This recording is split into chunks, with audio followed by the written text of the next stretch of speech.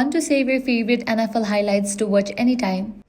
In this guide, I will show you easiest and safest ways to download NFL clips legally. Open the NFL app or visit NFL.com. Go to the videos or highlights section and find the clip you want. Some videos inside the NFL app have a built-in download button for offline viewing. Tap it and the clip will be saved inside the app for later.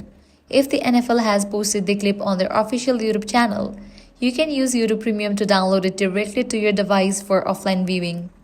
On the platforms like Instagram, Facebook, or X, where the NFL shares clip, you can use the Save feature to bookmark them for quick access later.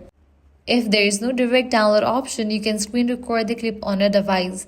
On iPhone, use Control Center Screen Recording. On Android, use Quick Settings Screen Recorder. This is fine for personal viewing but not for re-uploading. And that's it. Easy ways to download or save NFL clips to watch whenever you want. If this guide helped you out, do not forget to like, share and subscribe. Thanks for watching.